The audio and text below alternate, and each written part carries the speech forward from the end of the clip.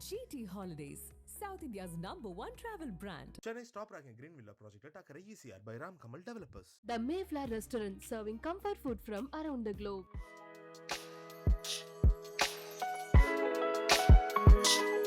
Hello, Samyuktha Vijayan. Welcome to Galatta Plus. Thank you so much. And you are here to promote your Tamil film, which is called The Blue Sun, Neela Nira Sooriyan. That's right. Yeah. Let's first talk about the title. Right. That's a very unusual title. Yeah. So interestingly, I had titled the movie as Blue Sunshine to start with because I was setting it for all the international film festivals. What was supposed to be a sunshine moment for this person who is transitioning from male to female is kind of marked by everything that is going on around the person. So it's like as if you threw blue paint on the sun and the intensity of or the luminosity like kind of goes down. So that is what I wanted to capture in Blue Sunshine. But when I translated it to Tamil, the Neela Sooriyan was what it could have become, right? But that was not poetic enough. Yeah. So I said Neela Nira Sooriyan, which is the Tamil title in which the movie is getting released in Tamil Nadu. Right. So, your journey into films, did you study film? Did you just say, it's in me, I'm going to take a camera and just go out there and capture this? How did that happen? I've always loved films. Right. I tell people, I think since 2006, I've watched at least 1 or 2 movies in the theatres every single weekend. So I watched Thank thousands. God. I thought you were going to say every single day, and I got a massive complex out there. So this is No, they became a little later in the sense that when OTTs came up, now I watch at least 1 movie a day or an episode or something like that. But I've always watched movies in theatres. I love the experience of going to a theatre and watching a movie with popcorn and And so I've so far lived in Luxembourg, London, Seattle, Seoul. Now I'm in San Francisco. It didn't matter. I always go out, watch movies every single weekend, except for the 3 months when everything was shut down. At that time, I was in Seoul. Thankfully, it did not, last as long as, in the other places. But I've loved movies so much.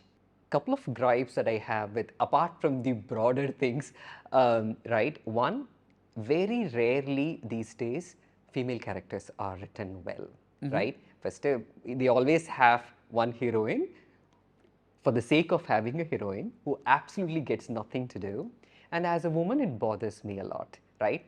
And on top of that, as a trans woman, it bothers me that there are no good trans characters themselves. And I was actually talking to, so I was awarded one of the top 10 youth in Tamil Nadu by Anand Vigadan in 2020 for some of the work that I was doing earlier. And that was what work? So I had a studio, I was designing clothes for some time. Okay. Right. In between Amazon and my current job, I quit and I was designing clothes for some time just for fun. This was in Bangalore. So, and I was employing a bunch of transgender people. So Anand Vigadan thought it was inspiring and they gave me an award, through which I met a bunch of ADs and directors and I was talking to them. See, for a really long period of time, you had consciously used transgender people as an object of comedy and mockery, even if the script did not demand that, right?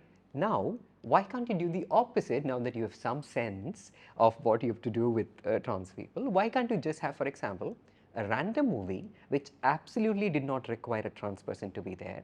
Why not an inspector or a doctor or a lawyer be trans people simply because you want to do that, you're correcting all your past mistakes. And that director, everybody had the same answer, which is like, it won't work. It is not commercially viable. And in the end, somebody said, if you want to do it, you'll have to do it yourself. And I was like, okay, I'm doing it myself, right? And around that time, I was also thinking, I was in Seoul. I was completely isolated. We were locked down. And I started thinking about what kind of story would I want to tell people.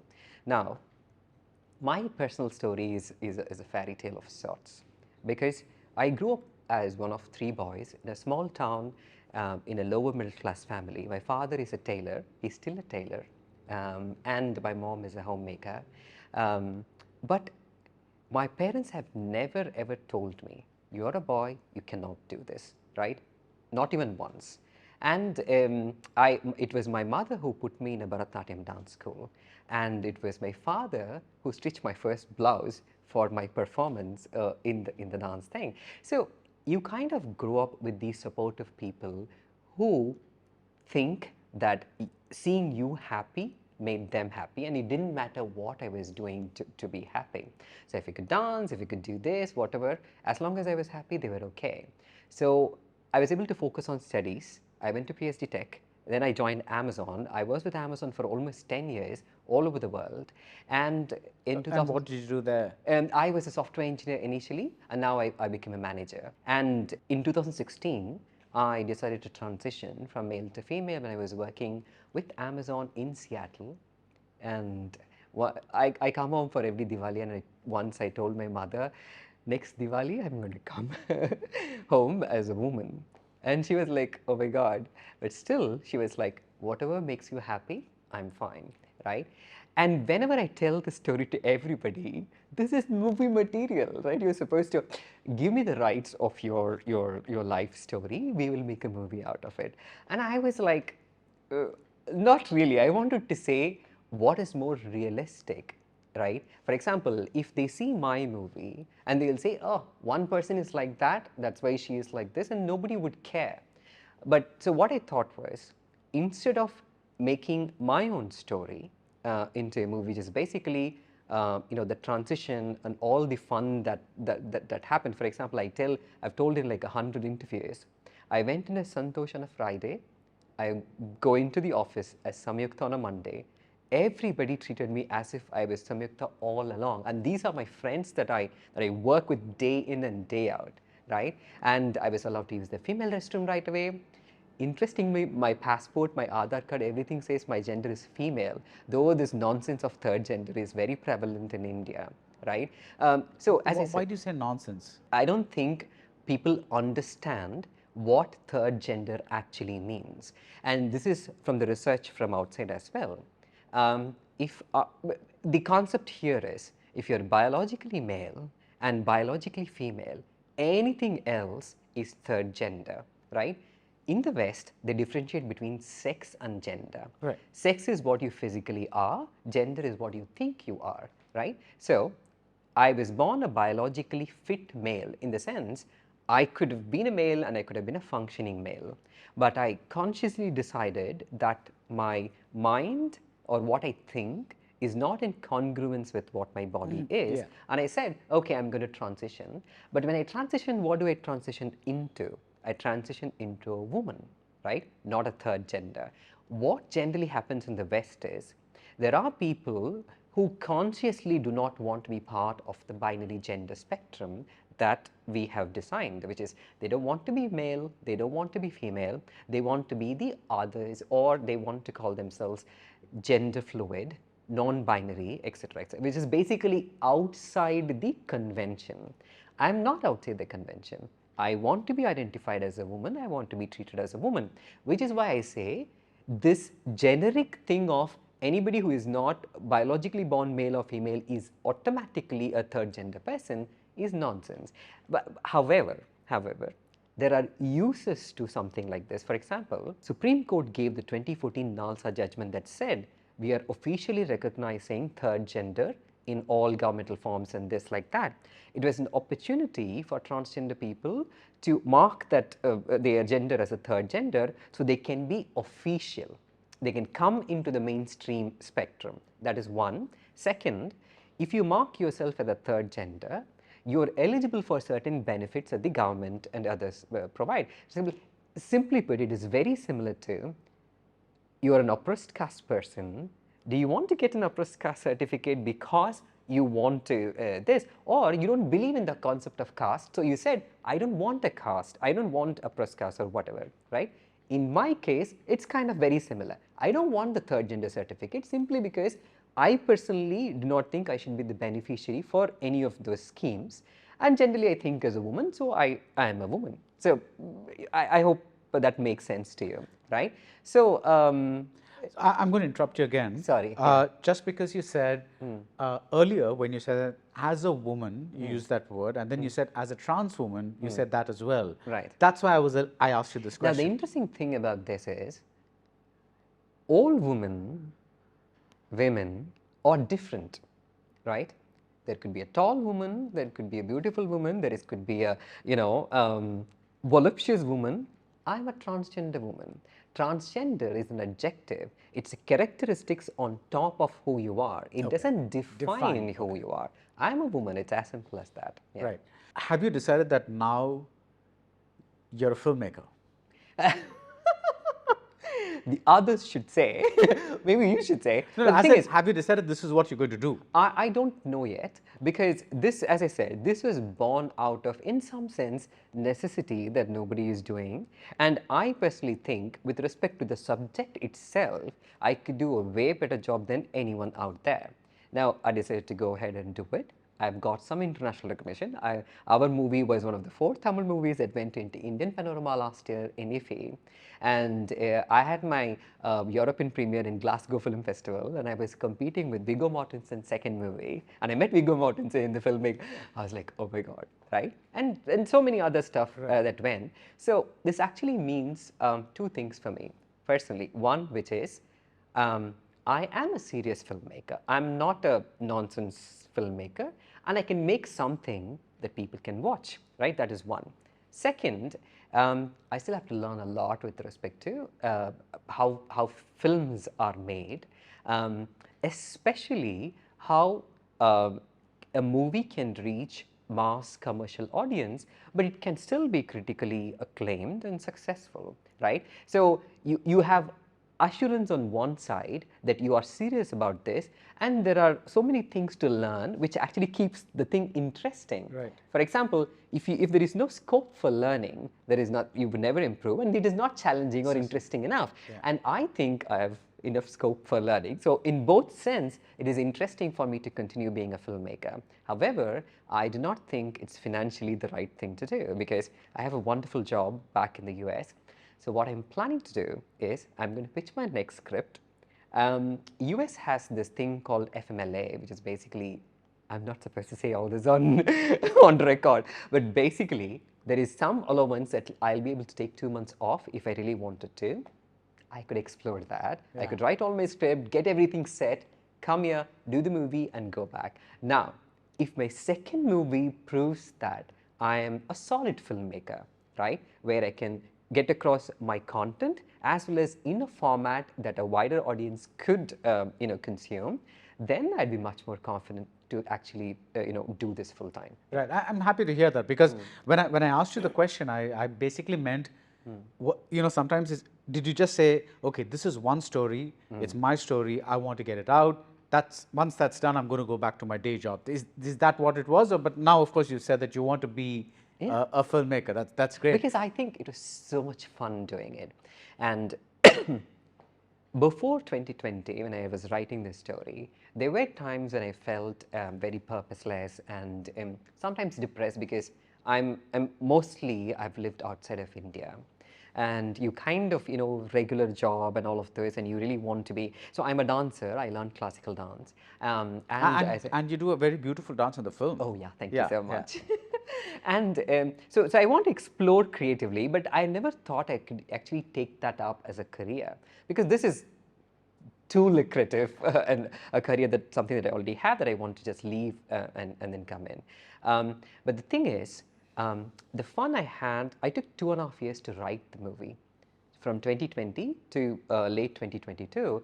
And I can tell you, those 2 years, I was completely not depressed, because I had a goal, I had a purpose. There was something at the end of the two-year journey, and I was so excited to get there so personally, it was very enriching for me to write, right? And then going and doing the shoot, seeing myself in front of the camera. The first time, I absolutely detested it, but later I learned to love some bits and pieces of myself. So I'm like, okay, now I could actually do both as an actor and a filmmaker. I would love for people to see me as an actor after this movie and see if they find interesting things for me. And you won't believe this. After IFI, probably you wouldn't believe this. After IFI, when I came back, I actually went to meet Vetrimaran. Ajay and Bala had invited me, so I went to meet Vetrimaran. We just wanted to say hi and all that. And then, so he spoke to me. He was busy. He just talked to me for 2 minutes. And I told him, hey, our movies were in IFI and all that. And he said, awesome, very nice to meet you. And then he walked. And then his assistant came running and he told me, sir, உங்ககிட்ட கேட்க சொன்னாரு, like Vetrimaran's assistant Varsha is doing a movie, and Vetrimaran had asked if I'd be interested in doing a role in Varsha's movie. But then like I was actually going back in the next in a week or so to the US. I told them two things. One, I have to go back. Second, I'll only do lead roles. But that is not true. What I meant to say was I wanted to do a role. If that role wasn't there in the movie shouldn't work. If that is the kind of role, it doesn't matter whether it is lead, non-lead, it doesn't matter. I would love to do, because there is very few transgender actors, in the film industry. Yeah. Right. So, do you believe that there in the West there is quite a divisive thing that trans roles should typically be played by trans actors, or Right. gay roles? Yes. There's a debate back and forth, Yeah. back and forth. There are others who say the whole point of acting is being somebody else, that's someone Right. you aren't. So why should this be a big deal? What's Right. your take on that? I'll just talk about something else which is very similar, and I'll come back to this. As somebody who is not eligible for any scholarship because of my caste and whatever, I did not like the idea of reservation in the start, right? But as I grow as a person, as I evolve, I understand what was the reason and why it still exists, though I have problems with the format or the deliverance of this. For example, I do not think people who have had those benefits for at least, let's say, 2 generations, their kids should not be given any special preference, because whatever gap that was is already filled by 2 generations of parents and grandfathers having had received the benefit of reservation, and now you are kind of there, so you should. So that what actually happens is either the general merit takes over, that is one possibility, or more people who wouldn't get into this category, the category, assume you keep the quota the same, which actually means that more people can come into the quota. Now apply the same rule to this, right? Initially, I didn't think any special privileges had to be given to any particular person. But given how men predominantly take over transgender roles, right, there are 2 problems with that. One, it is not inclusive, which means what transgender actors could be getting and benefiting from is not happening because men are taking those spaces, right? I'm completely against it right now. I want trans roles, maybe gay roles or lesbian roles, to be done by trans, gay and lesbian actors. Now, once we have enough representation, now enough people are in the system that they are able to take roles of non-gay, non-lesbian, non-trans. For example, I would like to play a regular female role, right? Once we get there, then I'm okay with completely letting people do whatever they want to do. Okay, right. Yeah. I think the caste thing that you said, the reservation thing, I think it's a little more complicated, but because we are not talking about that, I think it's but illustrative. I'm just saying the similarity. It is obviously much more complicated, yeah. but the idea is very similar. For a certain point of time, I think we need to enforce some kind of rules to get people in, and after that, maybe we can figure things out. So, what did you think of, let's say, Vijay Sethupathi playing the character that he did in Super Deluxe? I still have reservations that somebody like Vijay Sethupathi had to play the role. I do understand probably the financial and the kind of star-related reasons, but I do have my reservations. I think that role could have gone to a strong transgender performer. Right. So, I'm not the interviewer, I'm the producer, and I'm going to tell you that, just imagine that I'm going to tell you that the movie is already venturing into a little bit of a territory that is a little alien to the mainstream audience. Therefore, when a star like Vijay Sethupathi comes in, it becomes a way to kind of have a star performer, an actor who's also a star to bring in the audiences, and which is what most mainstream films are about. You know, so I think that's the so what would you say to that? So the thing is, if you are the producer who had already ventured out to actually produce a content like this, then I'm going to assume you're a conscious producer, right? You know what you're doing, right? Now, if you are not ready to take that step, right? The producer who is willing to, back up such a project, knowing it is not commercially, it is not a commercial project. It's like a proper, but still, independent content. Very interesting themes are being explored and all that. If you are not going to do that, if you are not going to, stand behind, for example, a transgender person doing that role, there is no hope for anybody else to do that. Why would anyone else do that, right? So I think, for example, let us say if that movie, a trans person had played that role, and if maybe everybody, including Vijay Sethupathi and somebody else, were part of the movie in a different role, it would still have worked, right? Why wouldn't it not work? You just want Vijay Sethupath's name. Why can't he do some other role in the movie? So the point is, you have one star because you want to commercially sell the movie, but keep the consciousness that you have to invest in something like this. Why should it be a trans character that you need to play? For example, I really did not like when some male stars come and say, to prove my acting, I would like to do a trans role or stuff like that. Okay.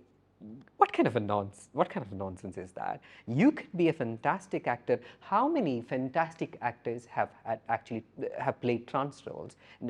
Take the West, right, where they explode these themes much earlier.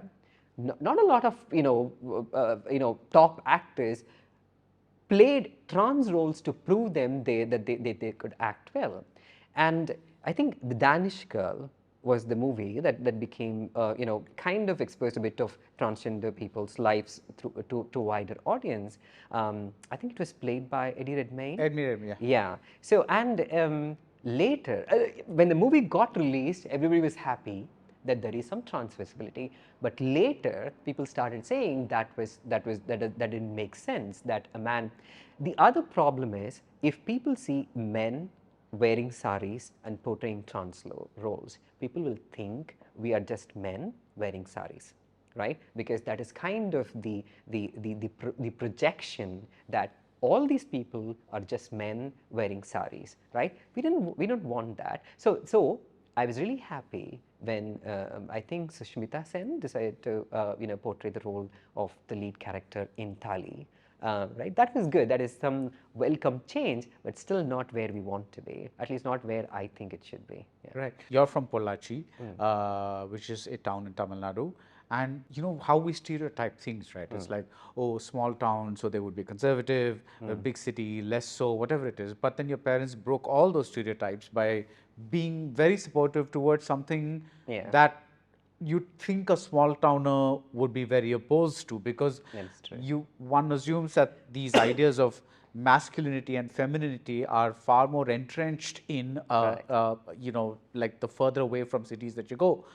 And yet, I find that lovely. But the thing is, in your film, you do not show that.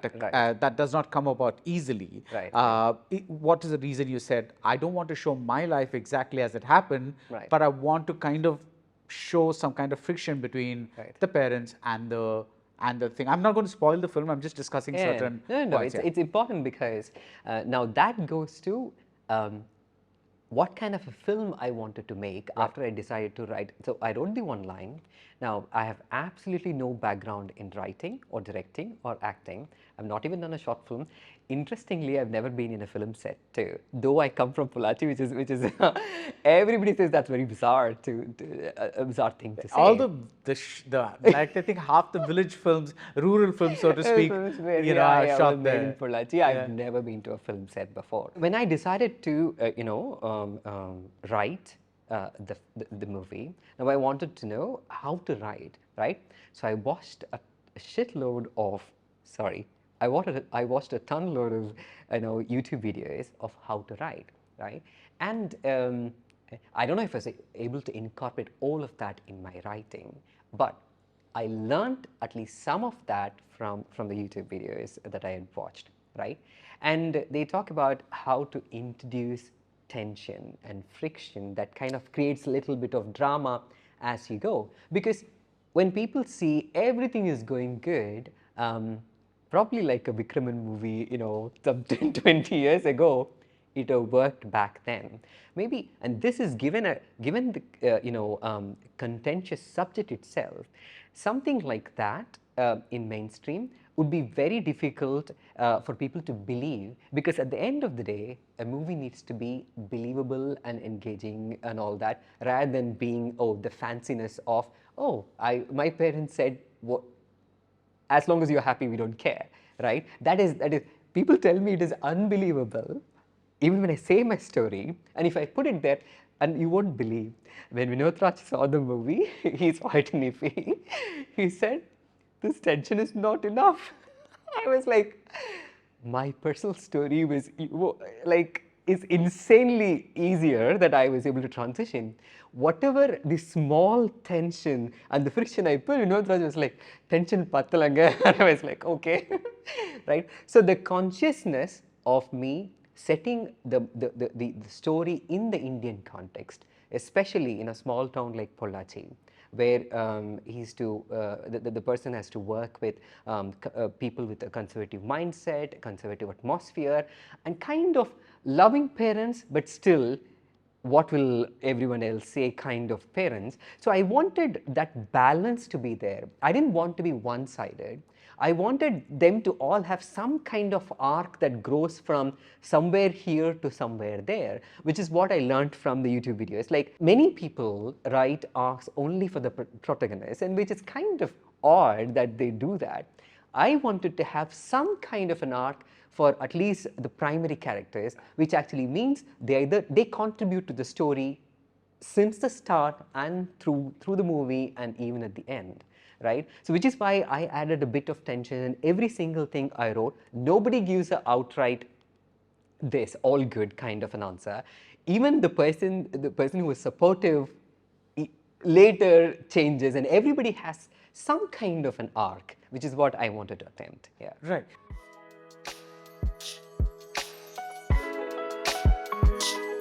GT Holidays, South India's #1 travel brand. Chennai's top-ranking Green Villa project takare easier by Ram Kamal developers. The Mayflower restaurant serving comfort food from around the globe.